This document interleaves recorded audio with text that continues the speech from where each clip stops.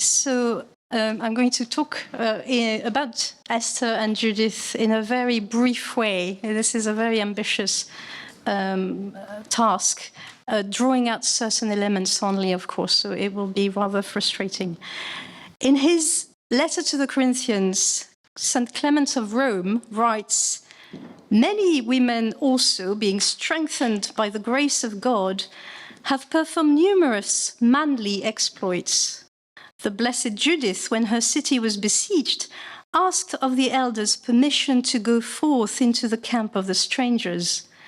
And exposing herself to danger, she went out for the love which she bare to her country and people then besieged. And the Lord delivered Holofernes into the hands of a woman." And he adds, "Esther also, being perfect in faith, exposed herself to no less danger in order to deliver the 12 tribes of Israel from impending destruction. For with fasting and humiliation, she entreated the everlasting God who sees all things. And he, perceiving the humility of her spirit, delivered the people for whose sake she had encountered peril." So this early text shows that the idea of connecting the two heroines, Judith and Esther, is not new. A more recent scholarship tends to praise Judith, the no-nonsense, independent warrior woman who walks boldly into the tent of the enemy to eventually behead him, and tends to dismiss Esther, the submissive harem wife who meekly complies in all things but one to standards set by men, be they her Jewish uncle or her pagan husband. So the two biblical narratives, similar in genre as short stories, differ in date, in language. Esther is mainly in Hebrew and Judith is in Greek. Geographical setting between Susa, which is in the Assyrian diaspora, and Bethulia, which is supposed to be in Israel, but nobody knows where it is. It is definitely in Israel according to the text. And they differ also in their religious positionality, because Esther hides her religion and shares the bed of a pagan, while Judith preserves her chastity for religious reasons. So notwithstanding their evident differences, Clement has drawn out the essential similarity between the two women. In self-sacrificing acts of extraordinary courage rooted in faith, they both save their people from annihilation and become in this way instruments of divine providence.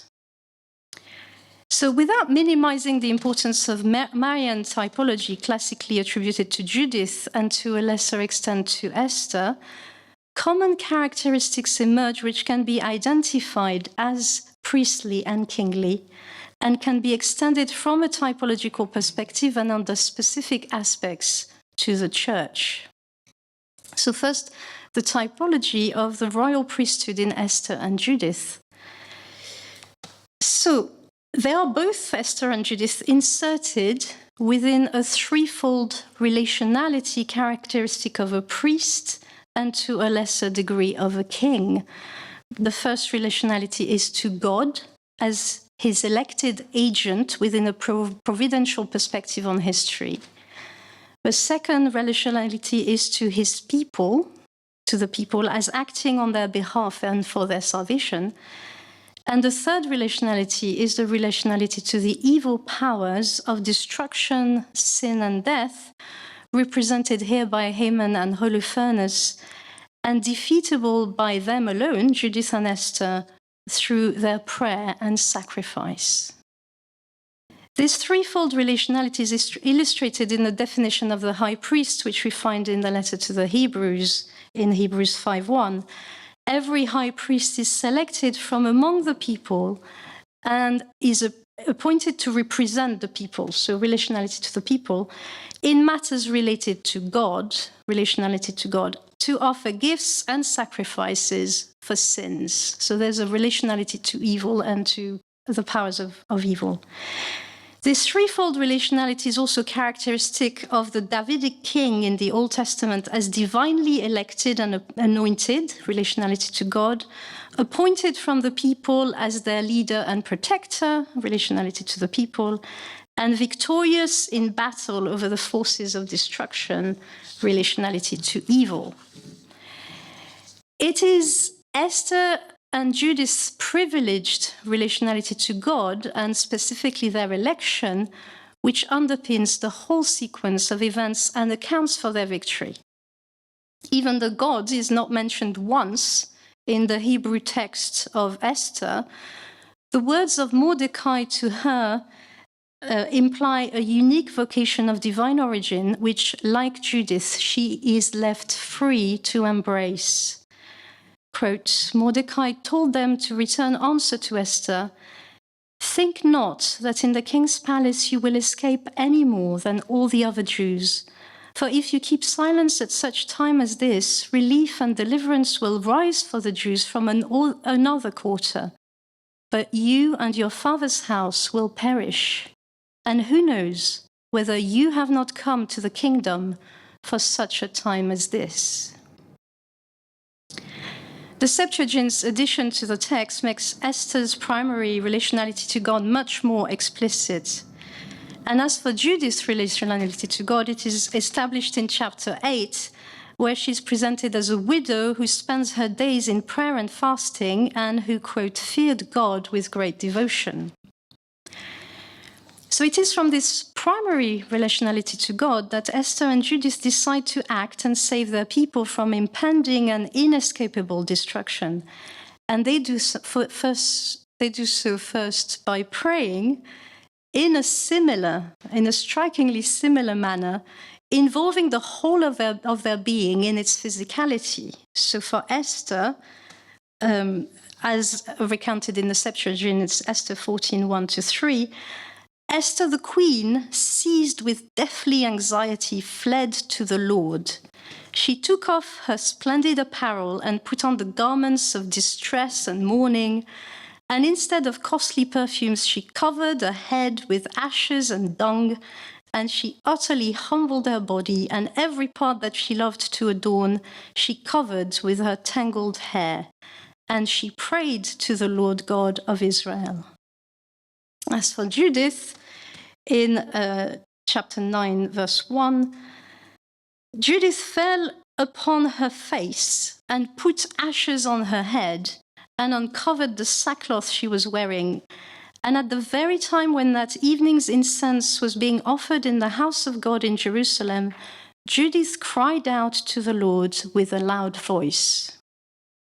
So the words of Hebrews describing Christ the high priest are echoed in both accounts. We read in Hebrews 5:7, "In the days of his flesh, Jesus offered up prayers and supplications with loud cries and tears to him who was able to save him from death."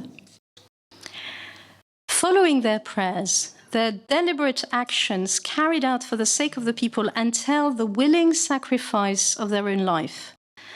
Esther's request to King Ahasuerus and Judith's beheading of Holofernes, different as they may be, both include the real possibility of their own destruction. Esther risks death by going to the king without invitation, and Judith risks death by walking and staying into the enemy's camp. Awareness of the risk they take, but also of their unique position as elected savior of their people within a providential design, is explicit in the narratives, which also portray their widely different temperaments. So for Esther, we read, Esther told them to reply to Mordecai, "Go, gather all the Jews to be found in Susa and hold a fast on my behalf, and neither eat nor drink for 3 days, night or day, and I and my maids will also fast as you do. Then I will go to the king, though it is against the law, and if I perish, I perish." And for Judith, we have a much more bold approach. Judith said to them, "Listen to me. I am about to do a thing which will go down through all generations of our descendants. Stand at the city gate tonight, and I will go out with my maid, and within the days after which you have promised to surrender the city to our enemies, the Lord will deliver Israel by my hand. So here again, their sacrifice, their self-sacrifice in going out and acting, foreshadows that of Christ, who is depicted in Hebrews as having appeared once for all at the end of the age to put away sin by the sacrifice of himself. Hebrews 9:26. Prayer and sacrifice offered to God on behalf of the people and for their salvation from the destructive power of sin continue to be offered by the Church, Christ's mystical body, specifically in the exercise of her priesthood, both ministerial and common, of the baptized. Esther and Judith, from this perspective, can be seen as types not only of Christ's priesthood, but also of the Church's priestly vocation, and especially, I suggest, in their femininity. And so I want to draw out some aspects of ecclesial typology in Esther and Judith now. In a masterful reversal, and as a result of their prayer and sacrificial action, Esther and Judith, indirectly or directly, both succeed in destroying the destroyer with his own weapon. Holofernes is slain with his own sword by Judith, and Haman is hanged on his own gallows. In this, Esther and Judith, instruments and agents of salvation for the people, can be considered not only as types of Christ and of his mother, but more so, it seems to me, as types of the Church, specifically under three aspects. The first aspect is their election, the second aspect is their weakness, and the third aspect is their beauty. So, first aspect of ecclesial typology, their election. Esther and Judith are both placed through circumstance in a unique position which indicates their divine election. Esther is queen, spouse of King Ahasuerus, and Judith is a widow wealthy enough to be entirely independent. It is from this privileged position that they can act for the salvation of the people, but also as one of them. This echoes the privileged position of the Church in the world in her relation to God and to the people that God is calling to salvation. The priestly and royal acts they carry out in intercession to the king for Esther and in direct confrontation with evil for Judith indicates something of the part that the Church is called to have in her salvific instrumentality on behalf of the rest of humanity, specifically through her intercession and through her direct confrontation with the powers of evil. Like Esther and Judith, the Church's privileged position as an agent of salvation is not merited, but is received undeservedly from God. Her priestly and royal vocation is not an abstract quality, but is realized in the life of each of her members, to whom the words of Mordecai to Esther can be addressed. If you keep silence at such a time as this, relief and deliverance will rise for the Jews from another quarter, but you and your father's house will perish. And who knows whether you have not come to the kingdom for such a time as this. Divine election in the case of Esther and Judith, but also in the case of countless biblical figures, in the case of Israel, and in the case of the Church, in each of her members, is not primarily for oneself, but for others. The second aspect of ecclesial typology is their weakness. A classic biblical paradox is prominent also in the narratives of Esther and Judith, in that God chooses the weak in order to defeat the strong, a principle of divine election consistently valid in both testaments. Indeed, an evident aspect of their stories in their commonality is that they are women called to defeat on their own an immense and irresistible force of destruction unleashed by two male villains, Haman and Holofernes. This Clement of Rome already pointed out. But rather than highlighting the equality of sexes or the specificity of the feminine genius, I would like to suggest that the femininity of Esther and Judith points perhaps more significantly to their physical and social weakness. Their first move in battle are parallel and reveal their vulnerability. Esther approaches her own husband in terror for her life, while Judith begins by prostrating herself and making obeisance to Holofernes, who then reassures her that he will not kill her. They are both enlisted in harems without a say, Esther by her uncle and Judith by Holofernes. Even Esther, in her royal position, is at the complete mercy of male-formulated diktats, as was the case for her predecessor Vashti, who was cast out because she refused to attend a banquet. And in the Greek editions, it is when Ahasuerus is at his fiercest that Esther is at her weakest and literally collapses in front of him in a faint. And it's at that moment that God changes the heart of the king so that in an immediate reversal of power, Esther becomes mistress over him. The physical and social weakness of Esther and Judith in the face of their enemies mirrors the divine paradox expressed by St. Paul. God chose what is foolish in the world to shame the wise. God chose what is weak in the world to shame the strong. From a typological perspective, weakness here is evidently not meant to be equated with unrepented sinfulness or complacency in mediocrity, but could point rather to the Church's weakness in numbers and means, but also to the various limitations of her members in their humanity, whether physical, social, psychological, or intellectual. The evident weakness of those who, as the Church, are chosen by God to act as priests and kings, and so become instruments of salvation for others. In considering them as types of the Church, the divine election of Esther and Judith in their weakness can serve to highlight two classic principles for ecclesial discernment and mission. First, the Church is not meant to face the enemy on an equal footing of strength and power. In the narratives, the overwhelming superiority of the enemy is not matched by a stronger power, but by a weaker woman, strong only in faith. The Church in her poverty is like that weak woman. From this viewpoint, competition with the powers of this world is to be avoided, and the drive for material security and social prestige risks, by covering her weakness, to impair the authentic strength of the Church and conceal her divine treasure.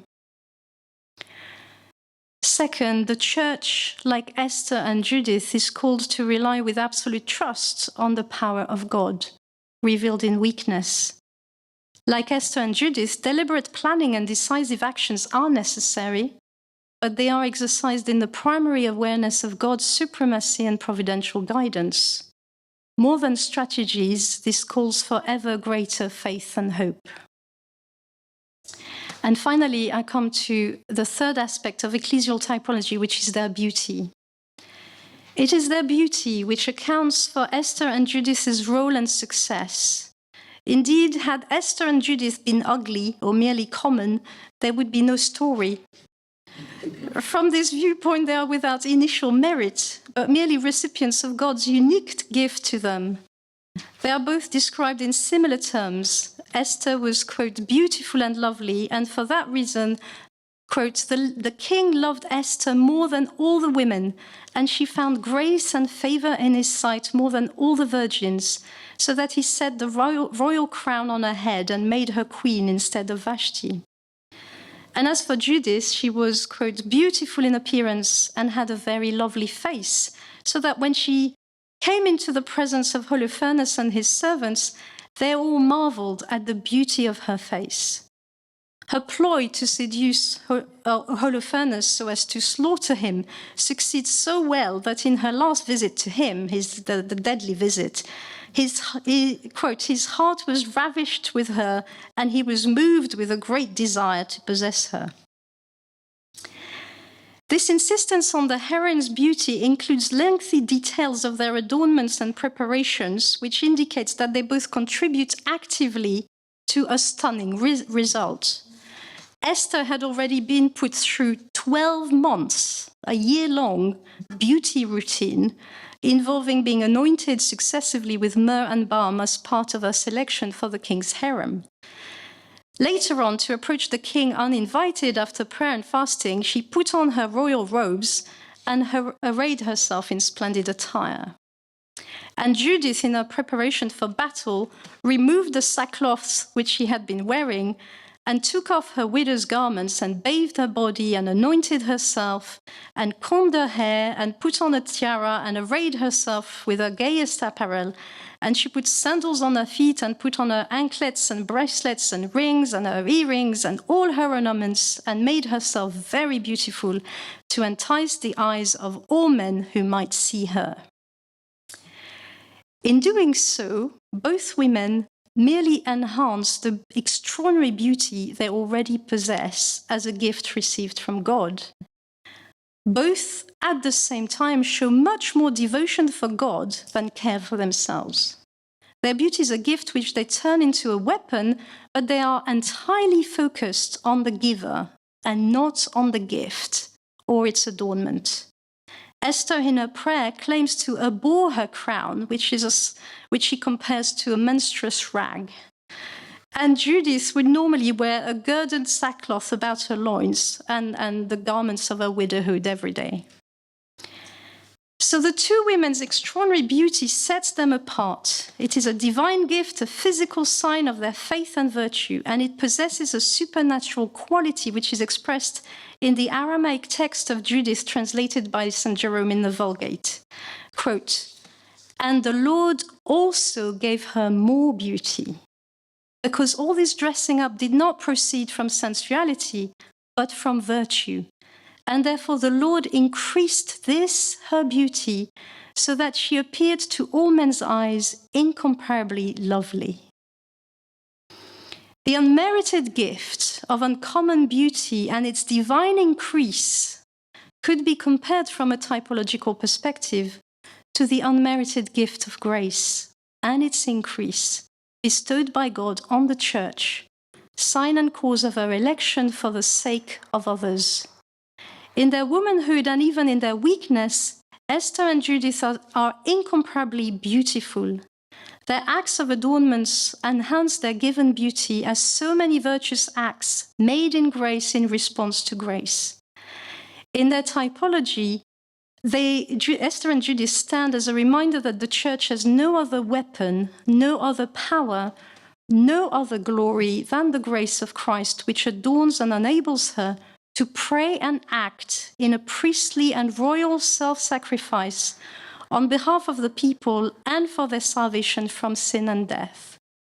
It is the beauty of grace which is displayed in the saints and should be unveiled to all in the Church's liturgy, in her sacraments, in her doctrine, in her charity, and in her prayers, since it is this beauty alone, gift and instrument of God, which attracts and conquers. Thank you.